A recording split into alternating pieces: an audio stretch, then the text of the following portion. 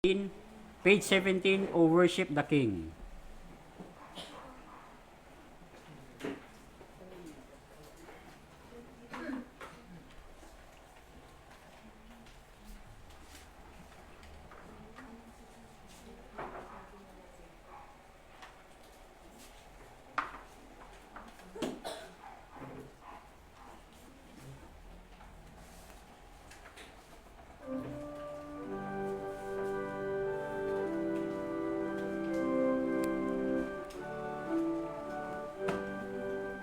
O worship the King, sing. O worship the King, O glorious above. O gratefully sing His power and His love. Our shield and defender, the ancient of days, pavilion in splendor and girded with praise.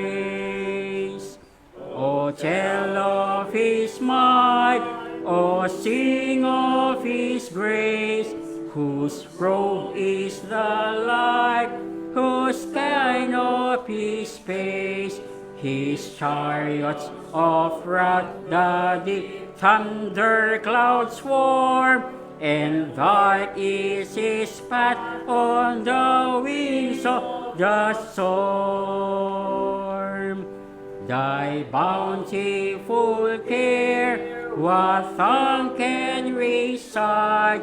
It breathes in the air, it shines in the light, it streams from the hills, it descends to the plain, and sweetly distills in the dew and the rain. Last stanza. Frail children of dust, and feeble as frail, indeed do we trust, nor find it to fail. Thy mercies, how tender, how firm to the end, our Maker, Defender, Redeemer, and Friend. Amen.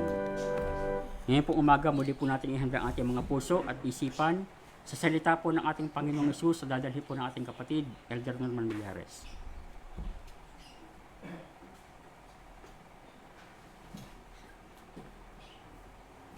Mapagpalang magawa sa inyong lahat.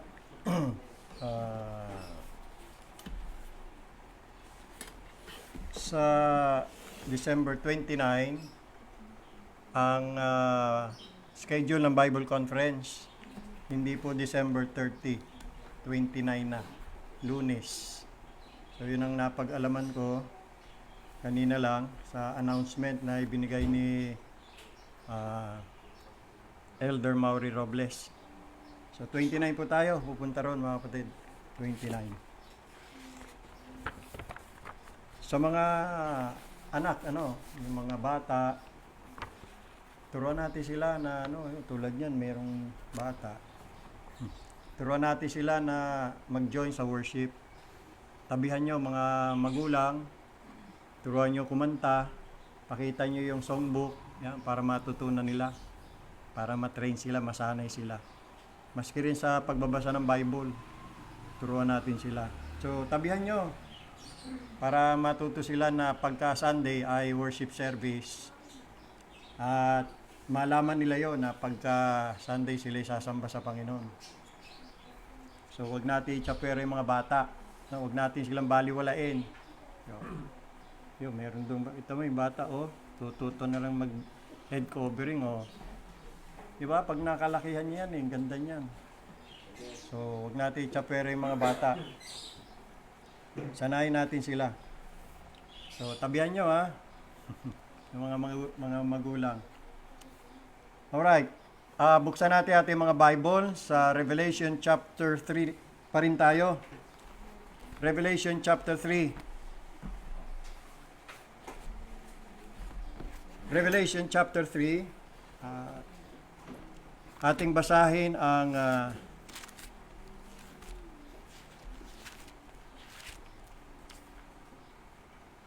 verse 7. Umpisa natin ulit sa verse 7. Tumayo po tayo. Revelation chapter 3 verse 7. King James Version.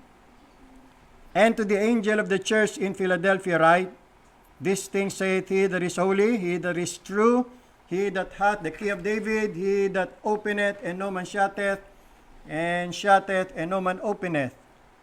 I know thy works. Behold, I have set before thee an open door, and no man can shut it. For thou hast a little strength, and hast kept my word, and hast not denied my name.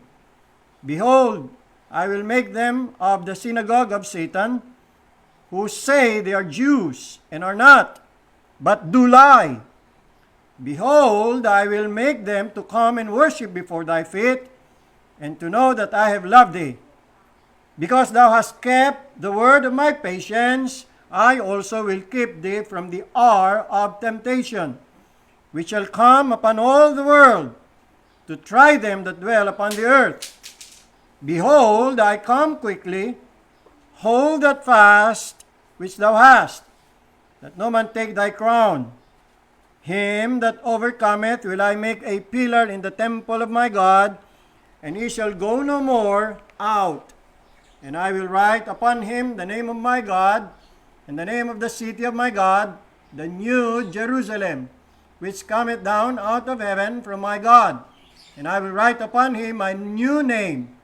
He that hath an ear, let him hear what the Spirit saith unto the churches. May God bless the reading of His Word. Tayo po'y manalangin, tayo po'y magsilod.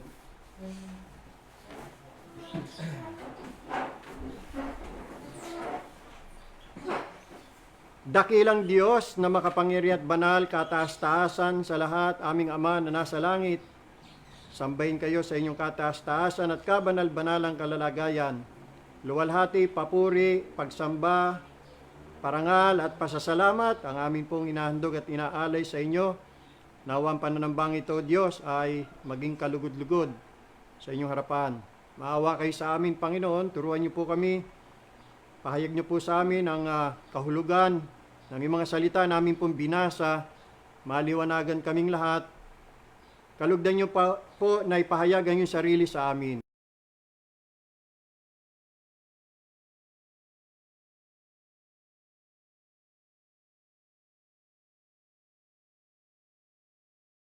Verse 31. It says here, preaching the kingdom of God and teaching those things which concern the Lord Jesus Christ with all confidence, no man forbidding Him. And let me remind every one of you, mga kapatid, as a church, ito rin po dapat ang ating ipangaral. To preach the kingdom of heaven. To preach the kingdom of God. Now, kung ito po ay ating i-apply sa history po ng mga churches ng Panginoon, ito po yung time na binuksan ng Panginoon ang mga pintuan para sa evangelization or missionary work. Again, it says, I have set before thee an open door, that no man can shut it. Pagdating ho sa pagmi-mission, ito po ang gusto ng Panginoon. In Acts chapter 1 verse 8, sabi niya sa kanyang church, you shall be my witnesses, both in Jerusalem and in all Judea and in Samaria and unto the uttermost part of the earth. Yan po ang gusto ng Panginoong Hesus. Ipangalat ang ebanghelyo ng kanyang kaharian unto the uttermost part of the earth. Now, sinimulan po ng Panginoon at ng mga apostol ang pangangaral ng ebanghelyo at ang kanyang kaharian sa mga Hudyo. Pagkatapos, dumating naman sa mga Gentiles. At doon sa mga Gentiles, nagbukas ang Panginoon ng tinatawag na door of faith. Basahin natin yan in Acts chapter 14. Acts chapter 14 verse 27. Acts 14:27. Pakinggan niyo po ang sabi. And when they were come, meaning si Paul at saka si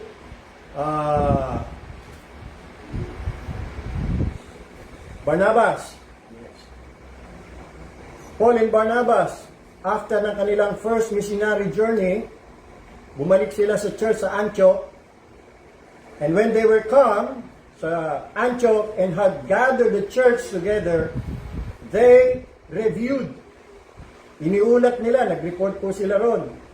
All that God had done with them. And how God had opened the door of faith unto the Gentiles. So, binuksan ng Panginoon yung door of faith unto the Gentiles. So, ibig sabihin dati, sarado. Diba? So, ano yung door na bukas nung time na ang door of faith ng Gentiles ay sarado? Di yung door of faith ng mga Hudyo. Nauna muna kasi mga Jews eh. Sa kanila una yung pinangaral ang kaharian ng Diyos o ang ebanghelyo ng kaharian ng Diyos. Sarado pa sa mga Gentiles, sarado pa. Pero dito, nung nag-missionary journey na sila Apostle Paul, ayun, naobserbahan niya, bukas na, may mga Gentiles na nag-believe. And I do believe, nag-start po yan in Acts chapter 10 sa bahay ni Cornelius na isang Roman centurion, a Gentile. At ang nangaral po doon si Peter. Kasi kay Peter binigay ang keys of heaven. In Acts chapter 2, si Peter, during the time of Pentecost, nag-preach siya ron. Binuksan niya ang pangangaral sa mga Hudyo. And then, in Acts chapter 10 naman, inatasan ng Banal na Espiritu si Peter na magpunta sa bahay ni Cornelius na isang Gentile. At siya ang unang nag-preach doon. Doon na nagsimula. Officially, doon na nagsimula ang pagbukas ng pintuan ng pananampalataya ng mga Hentil. At pagkatapos, si Apostle Paul, siya ang inappoint ng Panginoon Jesus na maging apostle to the Gentiles. Kaya ministry niya sa mga Gentiles, hindi sa mga Hudyo. At nung siya ay nagpatuloy o nung nagsimula ang kala-missionary journey, ayun, nakita na nga, naobserba na ni Apostle Paul na bukas na ang door of faith sa mga Gentiles na dati ay sarado. Ganyan po yan mga kapatid. So nakita natin sa Acts 28:31, si Paul nag-preach sa Rome, sa kanyang rented house, at ang ilan sa mga na-convert ay sina Claudia at Pudens. Now, sino itong sila Claudia at Pudens? Binanggit po ito ni Apostle Paul sa kanyang letter kay Timothy, sa 2 Timothy chapter 4 verse 21. Basahin natin. 2 Timothy chapter 4 verse 21. Do thy diligence to come before winter. Eubulus greeteth thee, and Pudens, and Linus, and Claudia, and all the brethren. Now, ito ay, ang Timothy ay pastoral epistle po ito, pero ito ay sinulat marahil ni Paul during his imprisonment, first imprisonment. So, binanggit niya si Claudia at si Pudens. Sino itong dalawang ito? Now, ay sa secular history, lalo na kay Roman poet Martial, sa kanyang writings na epigrams, si Claudia at si Pudens ay mga British na nag-migrate sa Rome at nagtatrabaho sila sa palasyo ni Caesar. Isa sila, dalawa sila sa marami na nagpunta sa rented house ni Paul at nakinig ng pangangaral. And most probably, mga kapatid, they got converted. Now, dahil sila'y British, maaari nating i-assume, mga kapatid, na nagpunta sila, bumalik sila sa kanilang lupang tinubuan, which is Wales. At most probably, dinalag nila doon yung pangangaral ng ebanghelyo ng kaharian ng Diyos. Now, according din sa secular history, meron po ring dalawang minister ng pangalan ay Faganos and Damicanos. Sila po ay mga Welshmen na ayon po sa traditional Welsh Baptist history ay na-convert sa Christianity sa Rome. At naging bantog na mga ministro ng ebanghelyo. Bumalik po sila sa kanilang tinubuang bayan noong 180 AD upang tumulong sa umiiral na komunidad ng mga Kristiyano sa Wales. Sila po ay mga kilalang figura sa mga makasaysayang salaysay ng early Christian Church sa Britanya, lalo na po sa konteksto ng mga Welsh Baptist na sumusubaybay sa isang patuloy na linya ng pananampalataya at pagsasagawa, who trace a continuous line of faith and practice mula sa panahon ng mga apostol. Now, kung titingnan niyo po itong history, itong Trail of Blood, makita niyo yung progress ng karya ng Diyos. Nagsimula sa 1st century AD, sa Jerusalem, doon tinatag ng Panginoon ang kanyang iglesia, tapos kumalat ang mga Kristiyano, nagpunta sa iba't ibang lugar. Kita niyo sa bandang ibaba, England, Italy, Wales, Africa, Spain, France, Armenia, sila kumalat na. Yun sinabi ng Panginoon na, and unto the uttermost part of the earth. So from Rome to other parts of Europe. Europe na yan eh. Diba? From Asia, East Asia, Middle East, doon nagsimula ang Kristyanismo eh.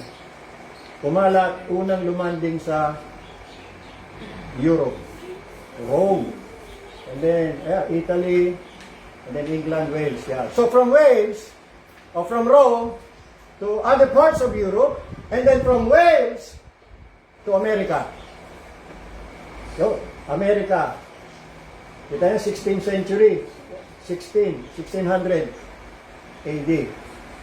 Now, there was a distinct church body, mga Welsh Baptist po ito, na nabuo in Pembrokeshire, Wales, Wales pa rin po in 1701, with 16 members.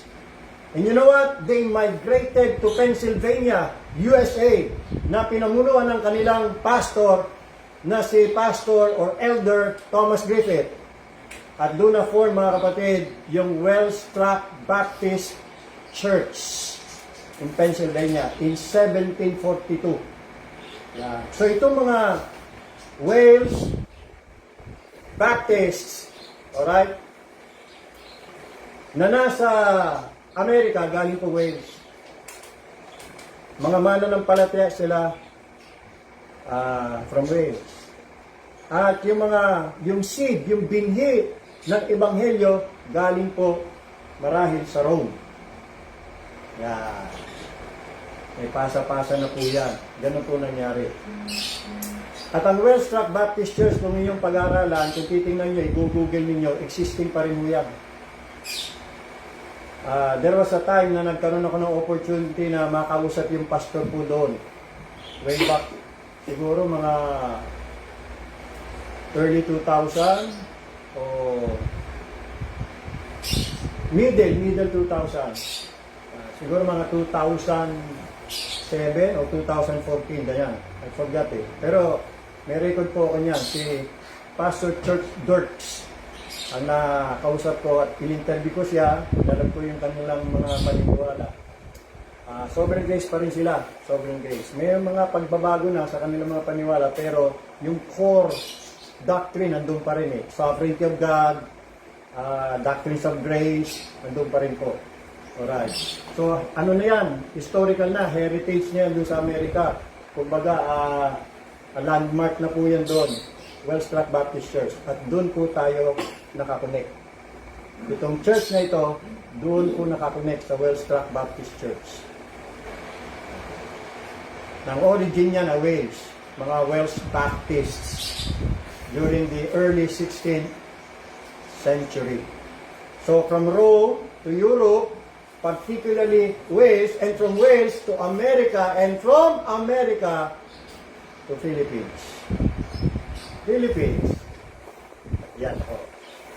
Again, Jesus said, I have set before thee an open door and no man can shut it. You see, a church ay nakakapag-mission lamang kapag nag-set ang Panginoon ng open door. Kung hindi maglalagay ang Panginoon ng bukas na pintuan, ay wala akong kakayahan ng church na makapag-mission. Di ba? Ang ating church, mga kapatid, kahit maliit lang po ito, binigyan din ng Panginoon ng open door. Alam niyo ba yan? Ang first mission natin ay Candelaria, Quezon. Ang kauna-unahan nating daughter church ay Candelaria, Quezon. At ang sumunod nating naging mission ay Molino, Bacolod, Cavite. Eventually, naging daughter church na natin, Independent Church. Ang ikatlo nating naging mission ay Calamba, Laguna, na doon gaganapin yung Inter-Church Fellowship. Sa ilalim ng pamumuno ni Elder Mauri Robles, na naging church na rin after a year. Ang fourth mission po natin sa Riaya, Quezon, na mamaya pupunta po ako doon at magpipreach. And during pandemic time, yun yung time na may closed door. Kasi quarantine eh. Diba? Lockdown. Akalain yung yun yung time na ang Panginoon nagbukas ng mission door. During pandemic, nagbukas ang Panginoon ng door of opportunity sa Narciso, Quezon. Punta kami ho doon, nag-Bible conference po kami doon. Nag-invite kami ng mga pastors from other churches, mga Armenian pastors, Armenian churches. May mga umaten. Nakapag-punla ho kami doon. May mga nabuksan. Yun nga si Elder Diego Concepcion. And then, sa Gumaca, Quezon, nakarating din sa Mulanay, Quezon, nakarating din tayo sa Santa Maria, Bulacan, during pandemic, panahon na sarado ang mga pintuan, pero binuksan ng Panginoon. Amen. Kamangha-mangha, maski ako hindi ako makapaniwala eh. Pero mo, yung mga dadaanan namin, sarado, may mga checkpoint. Hindi ka makapaniwalang nakalagpas kami. Oo. Na hindi kami naharang. At nakabalik din. Pag may nakikita na akong checkpoint, medyo kinakabahan na ako. Pag tayo hinarang dito, wala tayong magagawa, kundi babalik tayo, uwi. Biro mo, halimbawa, puntahan sa San Narciso, Quezon. Nandun ka na sa Katanawan. Tapos mula na yun eh. Tapos sa Narciso eh. Ay layo-layo nun. 5 oras hanggang 6 na oras ang biyahe po nun, mga kapatid. Halos katapatan na ho nun. Bicol. Bicol na ho. Eh kung can you just imagine, ang dami mga checkpoint dyan. Diyan pa lang sa may Chaong eh. May checkpoint na dyan eh. Doon sa may Villa Escudero. Ang dami pulis dyan. Oh, nakalagpas kami dyan.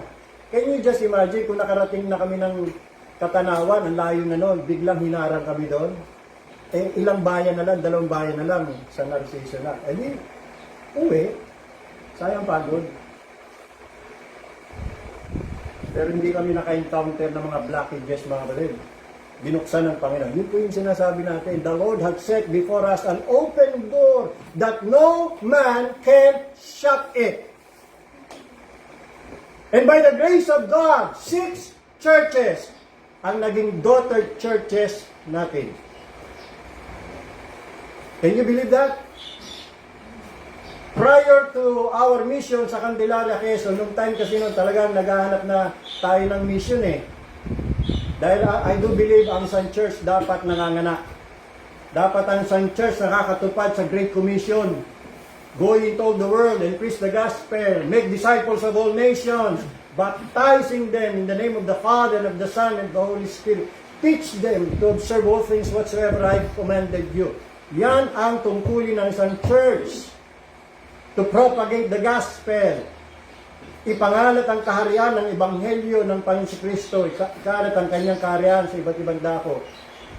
At nag-attempt din tayo nalusubin ng Baguio City. Bago yung Candelaria, Baguio muna eh. Kasi naimbitahan kami doon ni Brother Henry. Kasi taga rin si Brother Henry. Sinama ko pa si Brother Boy. Punta kami ho doon. Bible study ho kami doon sa bahay ni Brother Henry. Tapos sabi ko, babalik kami. Nakabalik din kami, second time. Pero yung ika-third time, hindi na kami nakabalik. Wala akong na-convert doon. Closed door. Yung pala, ang binuksan ng Panginoon, Candelaria. So wala akong tayong gawain doon sa Baguio. Although nag-attend po tayo. Saudi Arabia, 1998. Na-penetrate po natin yon. Although hindi naman ako nagpunta doon, Brother Kimbo. Nag-abroad kasi siya ron eh. Yeah, member siya ho ng church dito. Nag-abroad siya 1998. Dinala niya ang doktrina ho doon. Sinare niya, may mga nabuksan. 7 ho sila.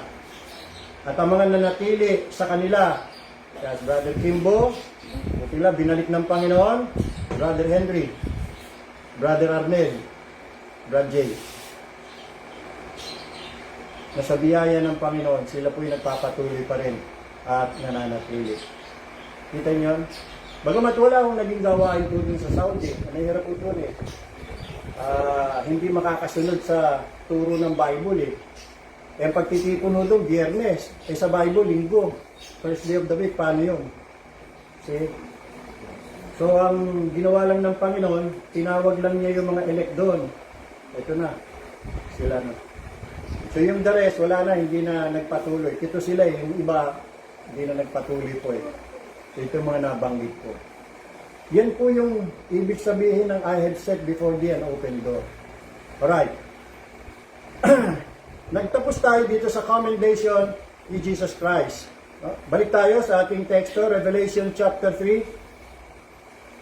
Kaya privilege po tayo mga kapatid. Kahit tayo munting iglesia lang, kakaunti. Hindi po yung paramihan ha.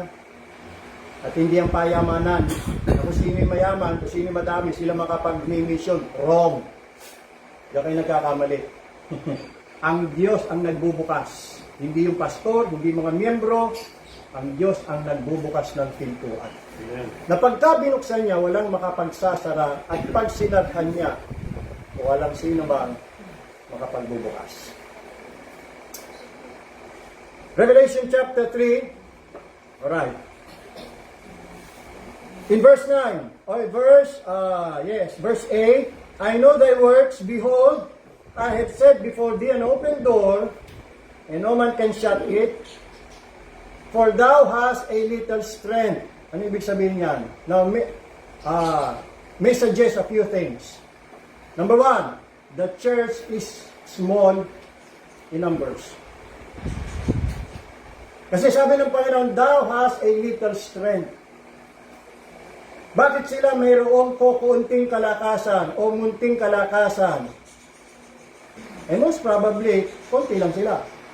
Small in numbers.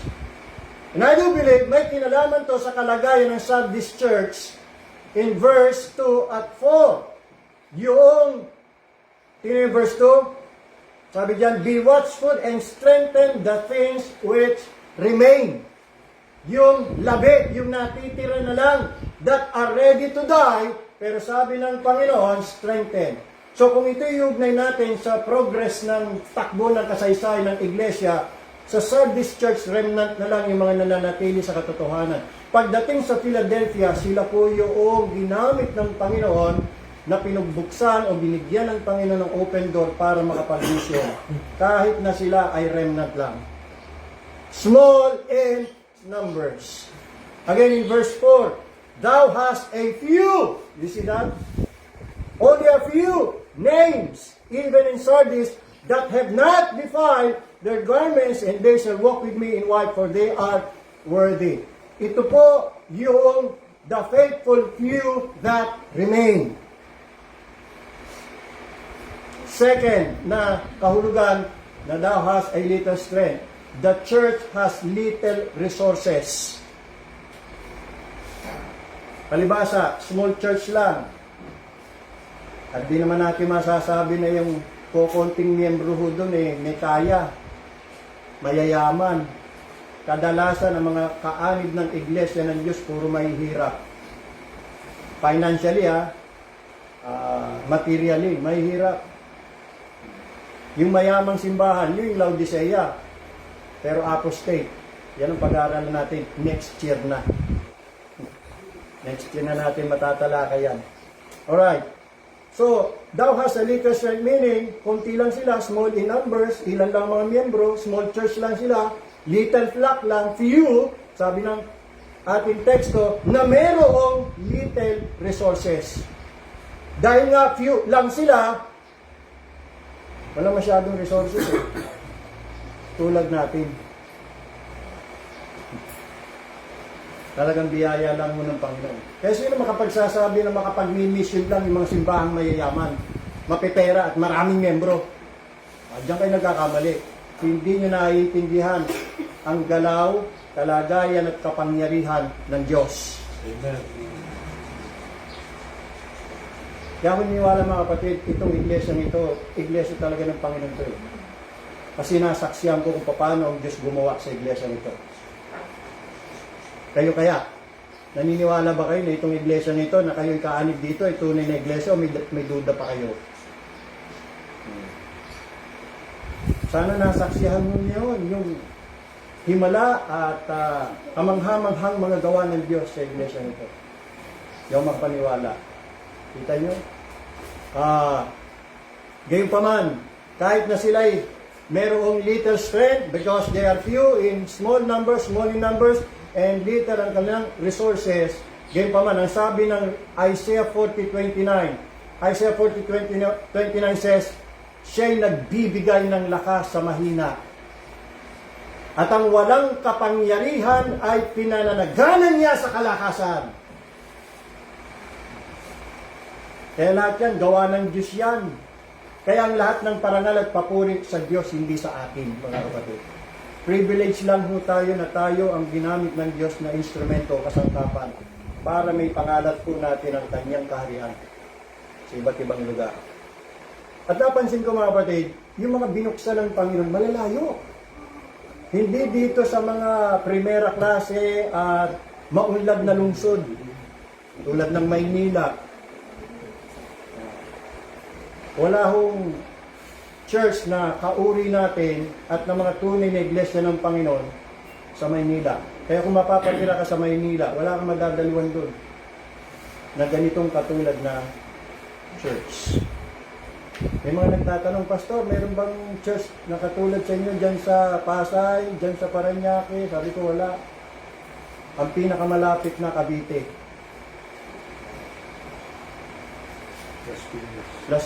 Las Piñas, meron. Yeah. Pero somewhere else, wala na eh. Wala akong alam eh. Na hindi ko pwedeng i-recommenda sa inyo ang anumang simbahan pag napunta kayo doon. Hindi ako pwedeng mag-recommenda kasi alam ko karamihan sa mga simbahan dyan sa Metro Manila hindi mga totoong simbahan ng Panginoon. Mamamali lang kayo dyan. Nililigaw lang kayo. Yung katulad sa atin ha, pinaka malapit dyan.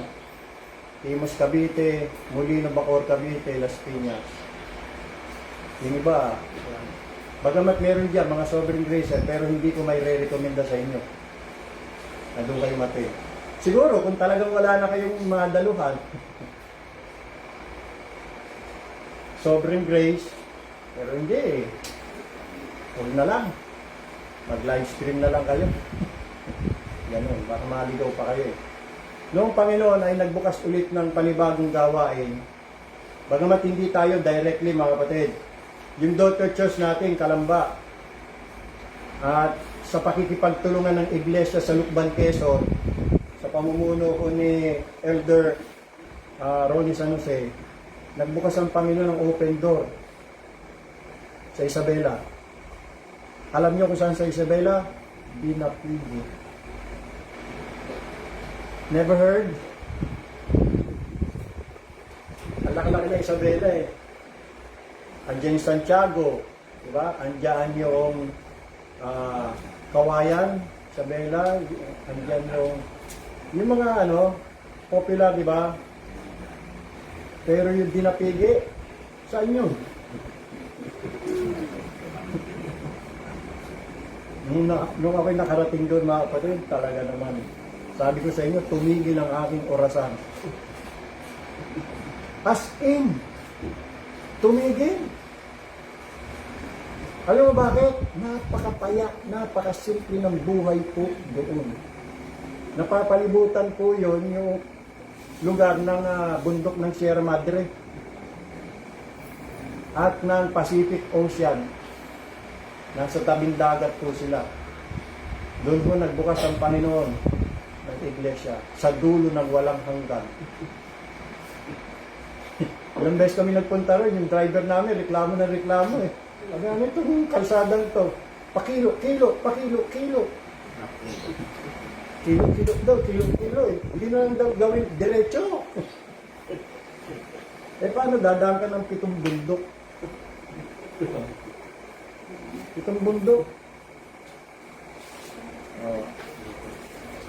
Layo. 10 oras ang biyahe mga kapatid. 10 hanggang 14. Ilang beses kami ron nagpunta every summer o July. Sinasama kami doon ni Elder Ronnie San Jose. At kasi nandun yung mga kapatid niya, nagkaroon siya ng burden po doon. Nagdoktrina po kami doon, nagturo po kami doon ng 3 araw, ganun eh. Kasi pagpunta ka doon, hindi pwedeng overnight lang. Sayang, ang pagod. Layo-layo, tapos yung kinabukasan, uwi ka na. Hindi pwede. Dapat mga 5 araw. Kung hindi nga lang kami kailangan bumalik eh, mag-extend pa kami doon ng 1 linggo eh, 2 linggo eh. Para sulit eh. Kaso kailangan bumalik na eh. Biyernes, balik na kami. Lunes ng madaling araw. Ang biyahe namin, alas 12. Bali, Martes na ho yun. Para makarating ho doon ng umaga. Yan, mga alas 10 ng umaga. Tapos balik kami Friday. So may mga tao na ho doon eh. Ang wala, pastor. At doon nanalangin po kami na ang Panginoon ay magpadala ng pastor. At ang tinawag ng Panginoon si Pastor Nonoy Gani. Na dati nagmi-mission sa Mindoro. Eh wala, closed door po doon. Walang nako-convert. Doon siya tinawag sa Binapigi. Finally, sinagot niya ang panawagan ng Panginoon. Doon po siya nagpastor. Agad nakapagpatayo ho sila ng church building, bayanihan. Nakakatuwa yung church building nila, yari sa Nara eh. Sagana kasi Nara ho doon. Yun, pulpito niya, Nara eh. Birong yun, kamangha-mangha. Ang layo, pero doon nagbukas ang Panginoon. Doon siya nag-set ng open door. Gustuin mo man sa Metro Manila eh, ayaw ng Panginoon eh. Wala, hindi niya kinalugdan mga taga Metro Manila eh. Pero mga liblib yan, Mulanay, San Narciso, ang lalayo. Yun ang mga binuksan ng Panginoon. Kaya yan, maintindihan niyo itong sinasabing, I have set before you an open door which no man can shut it. Kahit little in numbers, kahit little in resources, walang-wala eh. Maliit lang naman ang offering natin eh. See? Pero, may mga nilagay ang Panginoon na mga mangangaral niya. And by the way, tayo po'y patuloy tumutulong sa kanila. Yung pa isang kinamamangha ko mga kapatid, kahit na tayo ay small in numbers, little sa resources, nakakatulong po tayo sa mission. Every month, nakakapagpadala tayo. Kahit maliit lang. How I wish mga kapatid, madagdagan. How I wish. Sana madagdagan. May tinutulungan pa tayo dyan sa may Palunpon Leyte. Mission po yun. Dapat dito rin ang authority nun eh. Kaya lang, tin-transfer na natin sila dun sa church sa Tacloban. Kasi mas malapit po doon. Kita niyo ang gawa ng Panginoon. Talagang siyang gumawa, I have. Sabi niya, I have set before thee an open door. Kaya hindi ho natin sariling kagagawan ho yan. Kaya hindi ho tayo dapat magmayabang, magmalaki. Ang ating ipagmalaki ang Diyos at yung kanyang gawa. And then another commendation ng Panginoon, and has kept my word. And has kept my word. Ano po ibig sabihin yan? Hindi ho nila itinakwil ang salita ng Panginoon. Hindi ho sila naging moderno. Hindi sila naging modern. Yung modernism, Karamihan sa mga simbahan ngayon, gano'n na. Kung anong uso, yun ang ginagawa nila. Ito, hindi. They have kept the word. They have not gone modern. Hindi ho sila naging liberal. Hindi ho sila naging compromisers. Hindi ho sila naging worldly church. They did not turn away their ears from the truth. Tulad ng Smyrna, they did not deny the faith. They stick to the old path in Jeremiah 6:16. The old path, yung luma, yung dating daan, walk ye in it. Doon sila nanatili. Hindi nila tinanggal yung ancient landmark o yung tinatawag na the old landmark which our fathers have set. They held fast the form of sound words. They continued in the things which they have learned and has been assured of, knowing of whom they have learned them. They have loved and obeyed the truth. They protected the word of God. They earnestly contend for the faith which was once delivered unto the saints. Hindi na binago yun. Hindi nila inabandon yun. Hindi ho nila iniwan ho yun at nag-adapt ng mga bago para lang maging successful, para lang sa ministerial success. Hindi sila nag-compromise. They have kept the word of the Lord. And not only that, they did not deny the name of the Lord and has not denied my name. See? Tulad ng Smyrna, they hold fast Christ's name. Hindi katulad ng Sardis, they have a name. But they are dead church. They don't live up to their name. Pero ito, they live up to the name of Jesus Christ. They live up to their name. They did not deny the name of Jesus Christ. Hindi ho nila ikinahiya si Kristo at ang kanyang ebanghelyo. Kaya ho sila nag-mission. Kaya sila kumalat. See? Sinamanta nila yung open door na ilagay ng Panginoon sa kanila. They went publicly. Di sila nahiya. They would not publicly renounce Christ before cruel magistrates. They were bold in their faith. They proclaimed the gospel of Jesus Christ. So yun ang commendation ng Panginoon sa kanila. Now in verse 9, we have here the confirmation of Christ. Behold, look at that in verse 9.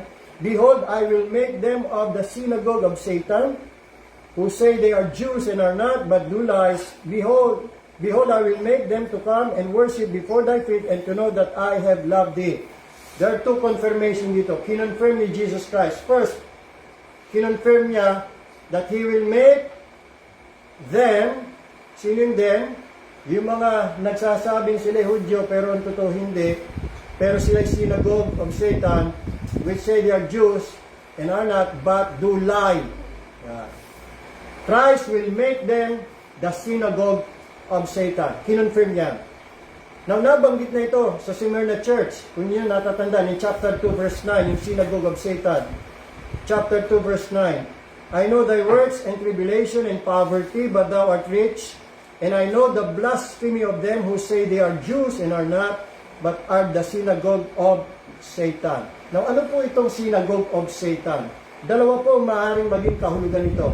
Una, ito po yung mga sinagoga ng mga Hudyo na nagkaroon noon. At mayroon pa rin po hanggang ngayon.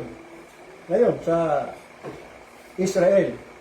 At sa iba pang mga lugar, sa iba't ibang mga bansa. At para po yan sa reliyosong pagsamba sa kanilang pamamaraan. Pero, sabi ng Panginoong Hesus, sila po ay walang iba kundi mga sinagoga ni Satanas. Intindihan, no? Ang mga taong nagtitipon sa mga ito ay sa kanilang amang dyablo. At gumagawa itong kanilang amang dyablo sa kanila ng kanyang mga gawa. At gagawin niya ito sa mga yon. So noon pa man, sinabihan na sila ng Panginoon, itong mga Hudyo, na sila po ay sama nilang dyablo. In John chapter 8 verse 44, Di ba pinagmamalaki ng mga Hudyo na sila raw po ay galing kay Abraham, si Abraham ang kanilang ninuno, pero sabi ng Panginoon, hindi, kayo sa ama niyong Diablo. John 8:44. Ye are of your father, the devil. Now bakit? Tingnan po natin, John chapter 8, verse 44. Pero totoo mga Hudyo po ito, sa dugo. Talagang by blood. Hudyo po sila eh. Kaya lang sa Panginoon, hindi sila kikilalaning Hudyo. Alamin natin kung bakit. John 8:44. Ye are of your father, the devil. Ang kausap niya, mga Hudyo yan ha, na pinagmamayabang nila na sila ay kay Abraham in verse 39. Abraham is our father. Pero sabi ni Jesus Christ, if ye were Abraham's children, ye would do the works of Abraham. But now ye seek to kill me, a man that hath told you the truth. Ano ibig sabihin yan? Ang tunay na Hudyo, maniniwala sa truth. Hindi papatayin ng truth at hindi rin papatayin yung nagsasabi ng truth. Ngayon, kung sinasabi ng isa na Hudyo siya, pero ayaw niya sa truth, ay hindi si Abraham ang kanyang ama. Sino po? Diablo, verse 44. Ye are of your father, the devil, and the lust of your father ye will do. Bakit po? Kasi yung devil, he was a murderer from the beginning. At sila, pinatay nila si Jesus Christ. Murderer sila. Diba? Sino nagpapako kay Jesus Christ sa cross? Mga Hudyo. Murderer sila eh. Gusto sila patayin si Jesus Christ during that time eh. And abode not in the truth. Yun ang pangalawa. Ayaw nila sa truth. You see? And abode not in the truth because there is no truth in the devil. Walang katotohanan kay Satan. When he speaketh a lie, he speaketh of his own, for he is a liar and the father of lies. Father siya ng mga sinungaling. Yan. Yan ang dahilan kung bakit yung mga sinagoga nila tinawag ng Panginoon sinagoga ni Satanas. Sila po ay mga Hudyo sa pangalan lamang. Chapter 3 verse 1. At mga Hudyo bilang bansa, pero mga Hudyo sa panlabas. Pero hindi po sila mga tunay na Hudyo sa panloob. In other words, hindi sila spiritual Jews. Hudyo lang sa dugo, pero sa espiritu po, hindi. Dahil ang tunay na Hudyo para sa Panginoon, hindi lang sa dugo, kundi nakaranas ng kapanganakan muli. Nagbibilip kay Jesus Christ. Kaya ngayon, mga Hudyo ngayon, hindi sila niwala kay Jesus Christ, tinatakwil pa rin nila si Jesus Christ hanggang ngayon. Ayaw nila kilalanin si Jesus Christ na kanilang Misaya. Nung dumating yung kanilang Misaya, unang pagdating, ang ginawa nila, pinatay nila. Hindi na kilala. Hindi na nila, nireject nila. He came unto his own, and his own received him not. And until now, they still reject Jesus Christ. You see? Kasi ang tunay na Hudyo, hindi tuli sa laman lang. Hindi ko mo tinuli kasi ang pagtutuli, binigay, ordinansa ho yan ay binigay ng Diyos sa mga Hudyo eh. Symbolism ng paglilinis. Si Abraham, tinutusan niya. Kahit matanda na si Abraham, tinuli siya eh. Pero ang pagiging tunay ng Diyos, hindi pagtutuli lang sa laman, kundi pagtutuli sa puso. Circumcision of the heart. Meaning a heart changed by God. It is an internal change. So maraming ganyan mga Hudyo. Hudyo lang sa pangalan, Hudyo lang bilang bansa, pero hindi Hudyo spiritually kasi hindi sila converted. Yan. They don't have the faith of Abraham. They don't believe in Jesus as their Messiah just like their father Abraham who believed in Jesus Christ, the Son of God. Sila ay mga tao masama sa laman, nasa ilalim ng impluensya ni Satan. Bagamat nagkukunwari po silang mga taong religyoso at mga mananamba ng Diyos, but they are all liars. They profess what they are not. synagogue, a Jewish synagogue, bitterly opposed this church. At yan, hindi natin may kakailayan. Nasa Bible po yan. Numero unong taga-usig ni Jesus Christ mga Hudyo. Numero taga-usig ng mga apostles mga Hudyo, kapwa nila. Numero unong taga-usig ng mga iglesia ng Panginoong Sus, mga Hudyo. Kaya synagogue of Satan sila. Secondly, ito'y maaaring tumukoy din mga kapatid sa mga false religion. Sa mga false churches, sa mga false Christians and false ministers. They are, whether you believe it or not, whether you will accept it or not, they are the churches of Satan. Their ministers are the ministers of Satan. They are the tares among the wheat. They are the children of the wicked one. They are the children of the devil. Why? Because ayaw po nila sa katotohanan.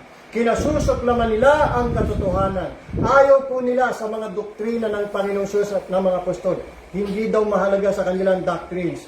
Wala ho silang pag-ibig at pagpapahalaga sa mga aral ng Panginoong Kristo. Hindi nila kayang tiisin ang mabuting aral o sound doctrine. They turn away their ears from the truth. Kaya sila sinagoga ni Satanas. Kaya sila iglesia ni Satanas. Religion ni Satanas. They are all liars. They profess what they are not. Ito makikita nyo mga kapatid, dalawa lang yan. Children of God or children of Satan. Tares or wheat. Sheep or goat. Wala akong middle ground. So kung wala ka sa katotohanan, nasaan ka? Nasa kasinungalingan. Kung wala ka sa church ng Panginoon, nasaan ka? Nasa church ni Satan. You see? Kung hindi ka regenerate, ano ka? Reprobate. Dalawa lang talaga, church ni Jesus Christ or church ni Satan. Hindi yung church ni Jesus Christ, kalahati, church ni Satan. Maraming hong ganyan. Gumibig na. Maliwanag po, no? Turo ng Bible. Either you're black or white. Black is black. White or white. Hindi pwedeng gray. Pwedeng gray. Kaya pagdating natin sa Laodicea Church, gray yun eh. Neither cold nor hot. Malahiming-hinga. Maligam-gam. Ano sabi ng Panginoon? Isusuka ko kayo. Hindi pwedeng magpanggap, hindi pwedeng magkunwari, hindi pwedeng mamangka sa dalawang ilog. Hindi pwedeng balimbing. Pwede sa kaliwa, pwede sa kanan. Hindi pwedeng ganun eh. Manintigan ka. Kung saan ka talaga. Kung sa katotohanan, manindigan ka sa katotohanan. Kung sa mali, bidyang ka sa mali. Marami sa mga simbahan ngayon, marami sa mga pastor ngayon, ayaw nila. May tama sila, ayaw nila sa katotohanan. Hindi nila kayang matagalan ang sound doctrine. Pero sinasabi nila, Christian sila. You see? But they are liars. Sabi ng ating pag-aaral.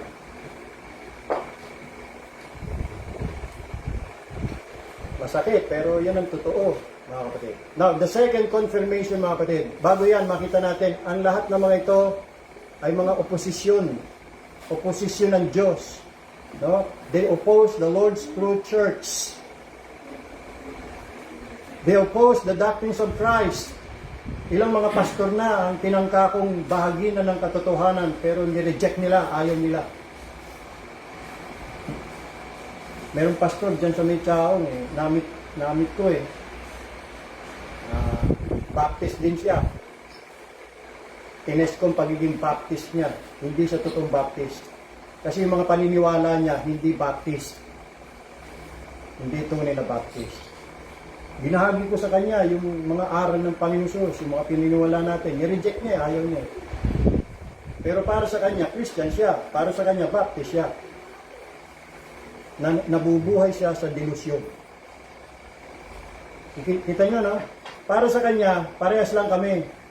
Magkaiba nga lang daw ng mga paniniwala. Pero isa lang daw kami. Wrong. Walang ganun.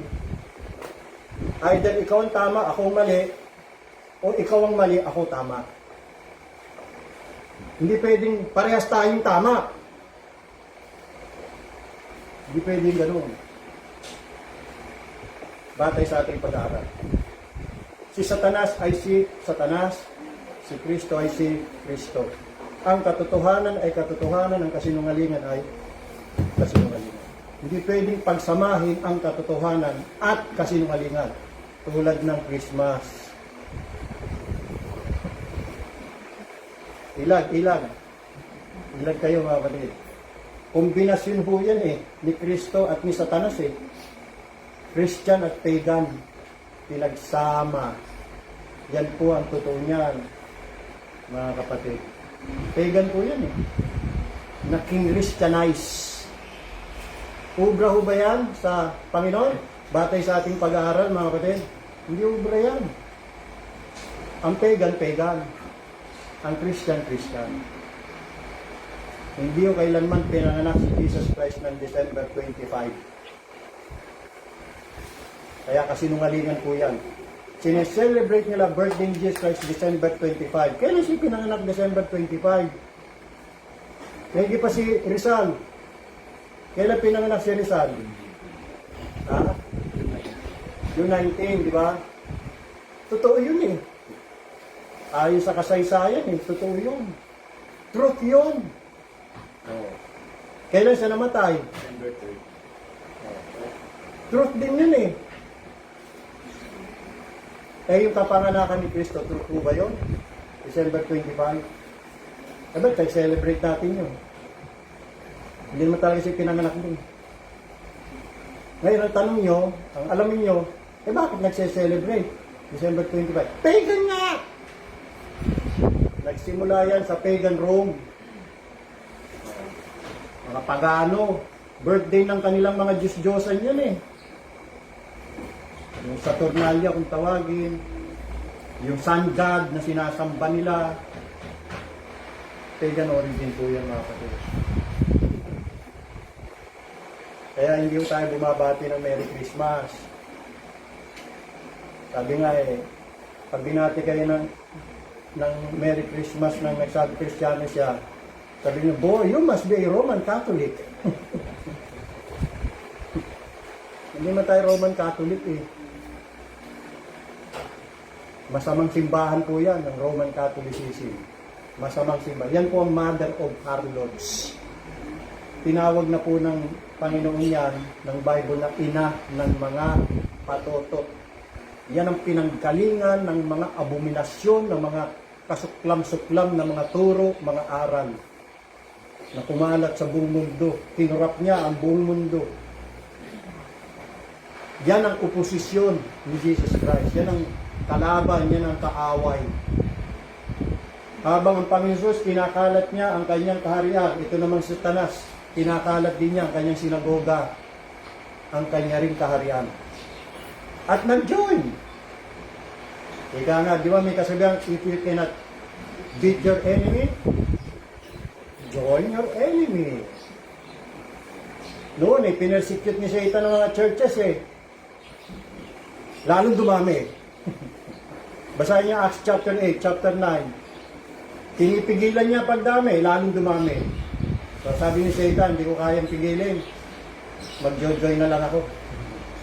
Kaya yung kanyang mga kasinungalingang aral, in-incorporate niya sa mga aral ni Kristo. At sinabi niya, parehas lang yan. Kami din naman Christian. You see? Ganyan kumandaya sa Satanas, mga kapatid. Hindi tayo dapat maging mga mangmang pagdating sa kanyang mga taktika at pamamaraan. Dapat alam natin yan. Kukunin ni Satanas ang kasinungalingan, ipapalaman niya sa katotohanan, tapos sasabihin niya yung kasinungalingan, yan din ang katotohanan. Ganun po yun. Kaya pag hindi ka aral sa salita ng Diyos, madadaya ka. Kaya yung dahilan mga kapatid, kung bakit hindi tayo tinigil na po natin yan, yung pagse-celebrate ng Christmas. Bagamat pinanganak tayo dyan, parang napakahirap, pero kailangan natin gawin, takwil. Dahil kung hindi, kasinungalingan yan, magagalit ang Panginoon sa atin. Hatulan niya po tayo. Dahil lies yan lies. Hindi totoong naluluwalhati si Kristo dyan.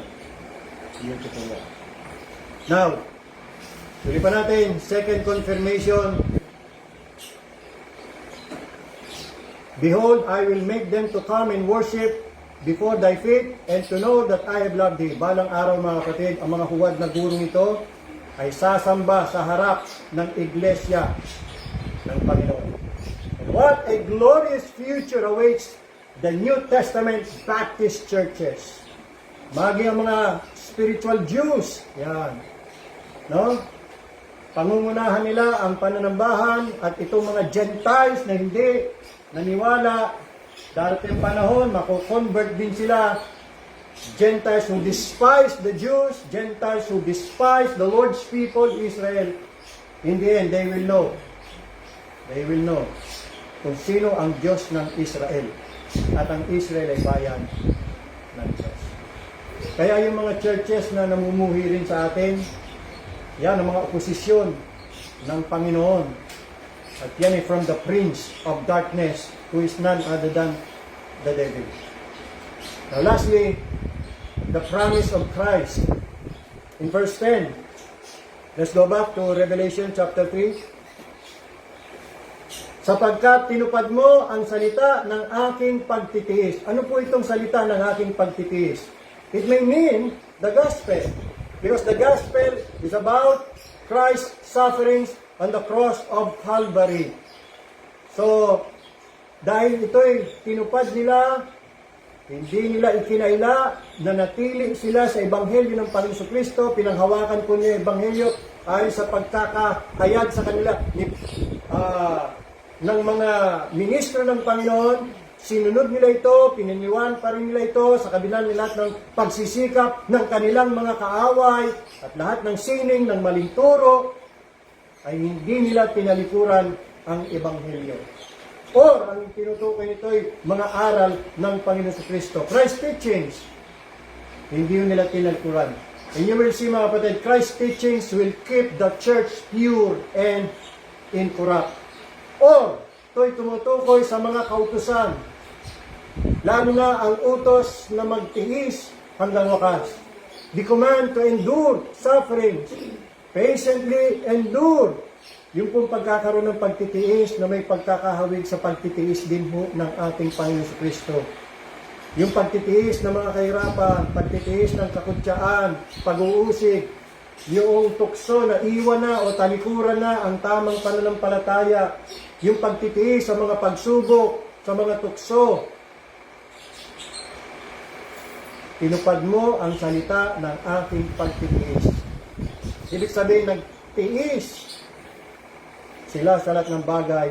Nagtiis sa paghihintay sa pagbabalik ng Panginoon Jesus.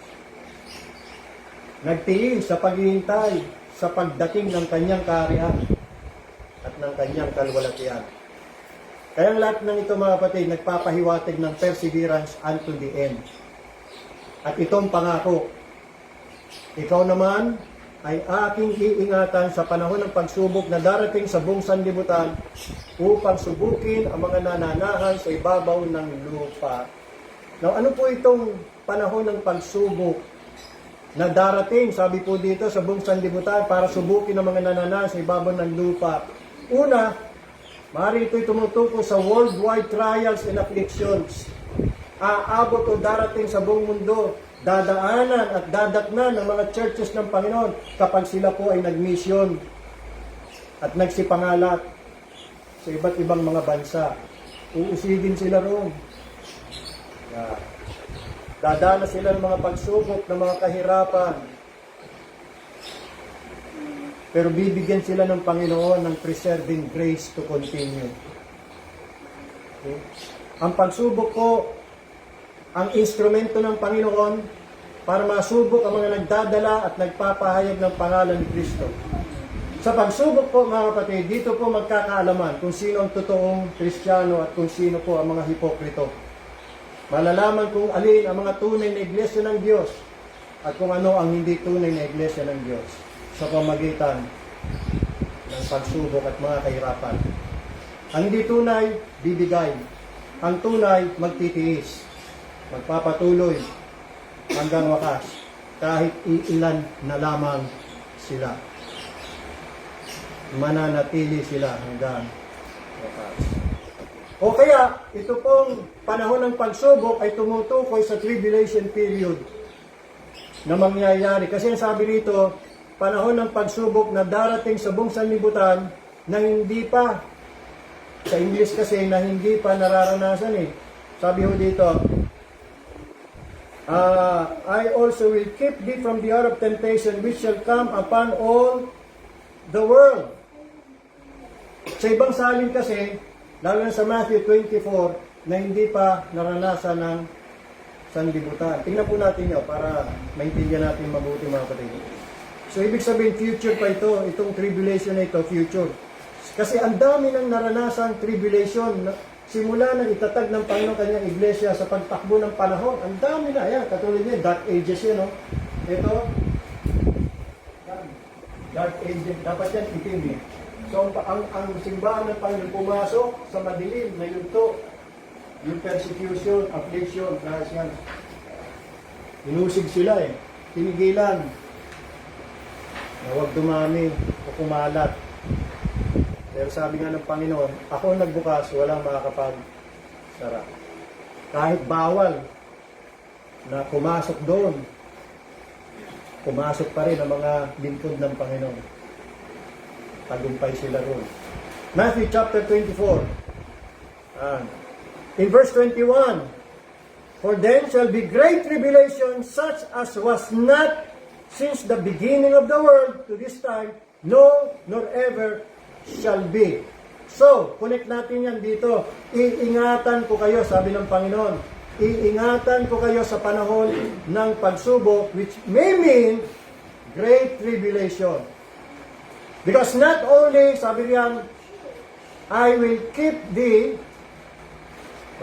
balikan natin Revelation chapter 2. Englishin natin para maintindihan natin. Chapter 3, sabi rito, verse 10, I also will keep thee from, not only the Lord will keep them, this church, from the hour of temptation, kundi He will also keep them out of. Ano ibig sabihin? Kasi sa Greek word niyan out eh. I will keep you out of temptation or the great tribulation. Meaning to say, hindi ho papasok ang church ng Panginoon sa great tribulation. May malaking kapigating mangyayari sa mundong ito, great tribulation. Dadanasin ho yan, sabi dyan, ng buong sanlibutan. Yun po yung 7 years na puro kahirapan ang dadanasin ng mga tao dito sa ibabaw ng lupa. Pero itong church ng Panginoon na nagpakatapat, nag-persevere unto death, pinangakuan niya, hindi niya hahayaan na dumanas ng great tribulation. See? The church will be spared from this period. Why? Because they kept the word of His patience. Therefore, the Lord will keep them out of these universal trials coming upon the earth. God will preserve them. You see, ang Diyos na nagbigay sa kanila ng persevering grace, siya din yung Diyos na magbibigay sa kanila ng preserving grace. Ang ultimate fulfillment nitong keeping out of the great tribulation, mangyayari yan sa rapture. Kaya nga babalik ang Panginoon, kukunin niya ng church. para hindi na pumasok sa Great Tribulation. So this proves, mga kapatid, that Christ will deliver His church from the trial or tribulation period. Again, going back to Revelation chapter 3, tapusin na natin. Ako'y dumarating na madali, sabi ng Panginoon. Behold, verse 11, I come quickly. Ayan po yun. Darating ang Panginoon. Ang hindi natitinag, nag-aalangan, ang hindi nagwe-waver sa kanyang Christian profession, ililigtas ng Panginoon, i-spare ng Panginoon, at puputungan ng Panginoon ng korona. Behold, I come quickly, hold that fast which thou hast, that no man take thy crown. Yan po ay sa pagbabalik ni Jesus Christ. Yan po ay rewards given out at Christ's return. Ang Philadelphia Church ay inaasahan na panghawakang matibay ang salita ni Kristo, ang pangalan ni Kristo, ang pagtitiis ni Kristo, at ang pagbabalik ni Kristo. At sana po ganyan din tayo as a church. Panghawakan mong matibay ang nasa iyo. Panghawakan mong matibay ang nasa iyo. Hold that fast which thou hast. Upang huwag kunin ng sino man ang iyong putong. Napapansin niyo, mga kapatid, bago tayo magtapos, gusto ko lang mabanggit po ito kasi sa pag-aaral ko, nakita ko, sa pagkakaunawa ko, palaging binibigyan ng Panginoon ang diin yung kahalagahan ng perseverance. Pansin nyo, in chapter 2:25, babasa nyo, hold fast till I come. Chapter 2, verse 25. But that which ye have already hold fast till I come. Chapter 3, verse 3. Remember therefore how thou hast received and heard, and hold fast. You see? Chapter 3, verse 11. Behold, I come quickly, hold that fast which thou hast, that no man take thy crown. Ano po ibig sabihin nito? Ang church na kukunin ni Jesus Christ sa rapture ay isang persevering church. Nagpapatuloy, nananatili, hindi bumibitaw, hindi tumatalikod, hindi sumusuko.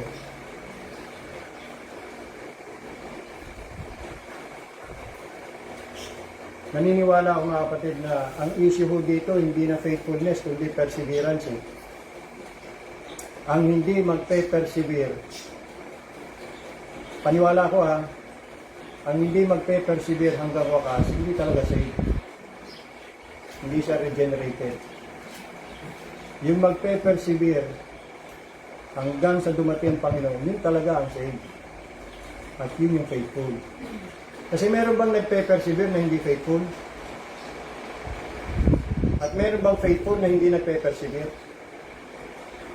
So pagka dumating ang Panginoon, halimbawa naiwan ka, kaya ka ba naiwan kasi hindi ka faithful o kaya ka naiwan kasi hindi ka talaga saved?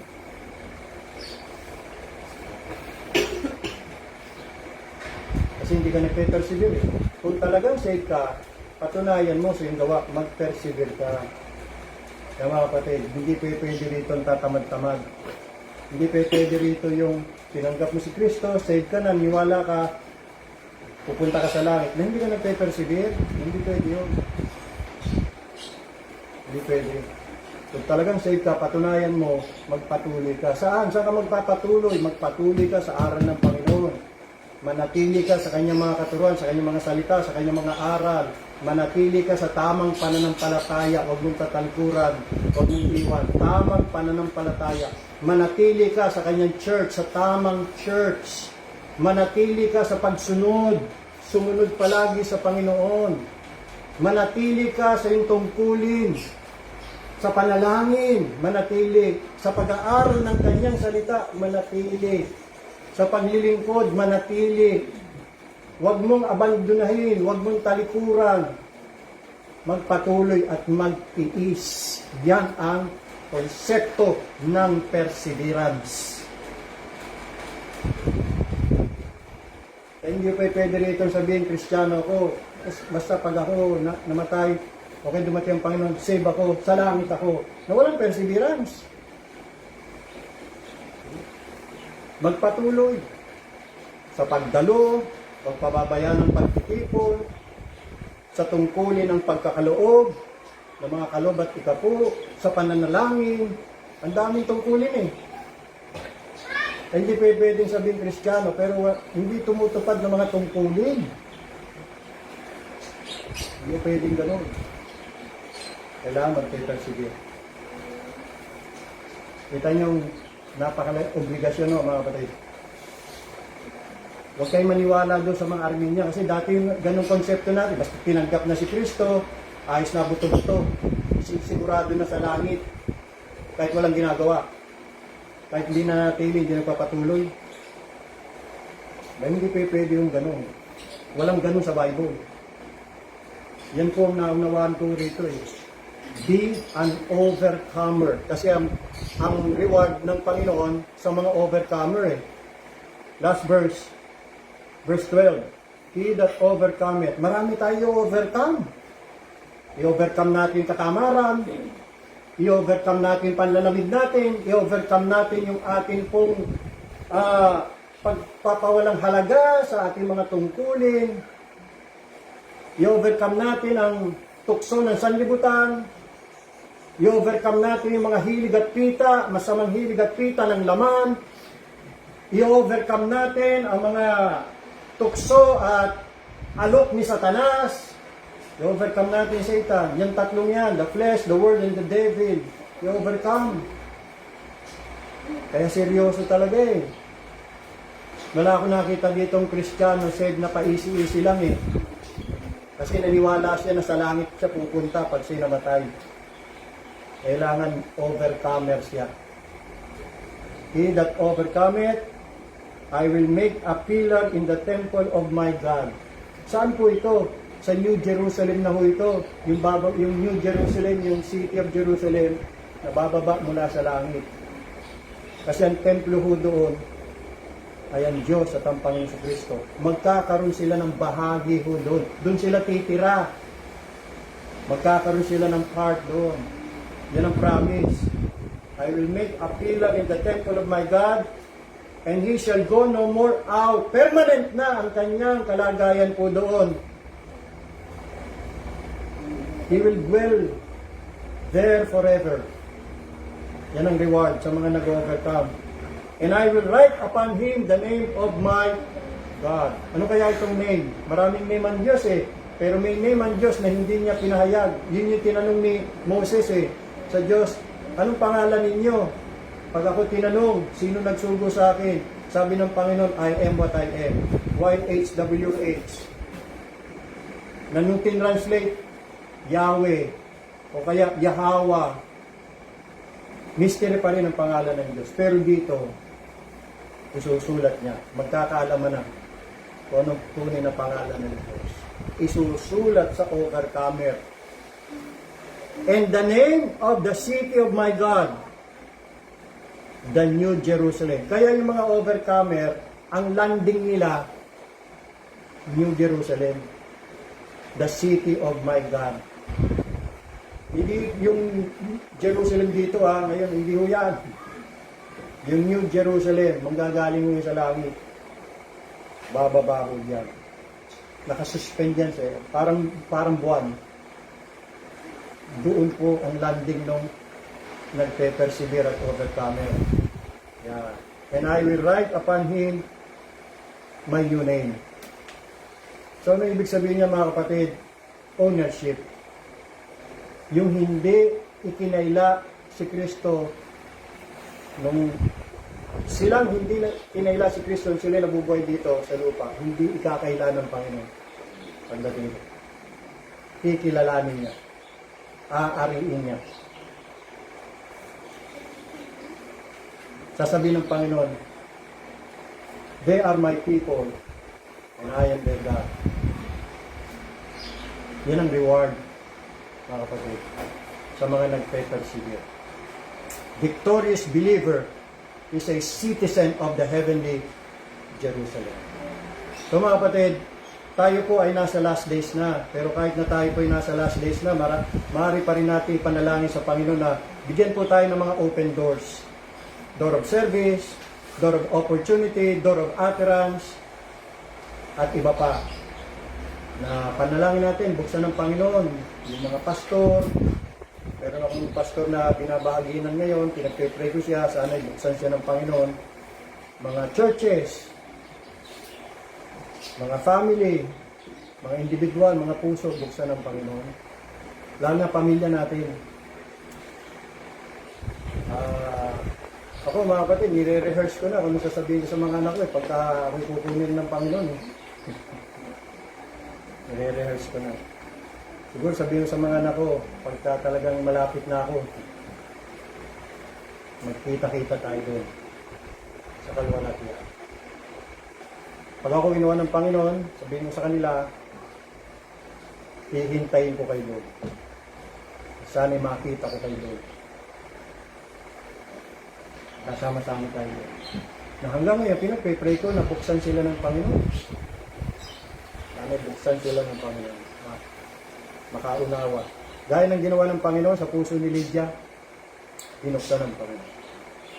Ganyan din gawin niyo sa inyong pamilya, sa mga anak niyo, sa mga mister niyo, misis niyo, sa mga magulang niyo. Persevere sa panalangin, mga kapatid. Huwag niyo sukuan. Patuloy lang. Kahit na nagtitiis, mahirap. Tuloy lang. Panalangin. Malay natin. Makapagan Diyos sa kanila, saan sila ng Panginoon. At tuloy ang makonvert at maligtas. Pwede rin nating sabihin na sa darating na taon, pagbuksan tayo ng Panginoon ng pintuan ng mga blessings. Diba? Kung ang 2025 mo medyo masaklap, puro sarado ang mga opportunity, pag-pray. Sana sa 2026, buksan ka ng Panginoon ng mga oportunidad. Di ba? Pag faithful ka sa tithes and offering mo, may promise ang Panginoon eh. I will open unto you the windows of heaven and pour you out a blessings na hindi ka magkamali. Maski door of windows of heaven, pwedeng buksan ng Panginoon. Kung tayo faithful in giving our tithes and offerings, promise ng Panginoon yan. Malakay 3:10. Pagamat yan, sinabi ng Panginoon sa mga Hudyo, but I do believe applicable din yan sa mga umiibig sa Panginoon at nagmamahal sa gawain ng Panginoon. Bubuksan. Ang Panginoon lang talaga makapagbubukas, mga kapatid. Kahit ano pilit natin, hindi natin kaya. Wala tayong strength. Little lang strength natin. Panginoon lang ho makapagbukas na. At pag-pray po natin yan. Palagi. Huwag tayong maghinawa. Huwag po tayong maghimagay. Pagpalain ng Panginoon Diyos ang mensahe sa ating pong mga puso. Okay, salamat. Tapos din tayo. So next year na natin tutuloyan. Laodicea na. Tayo po'y manalangin.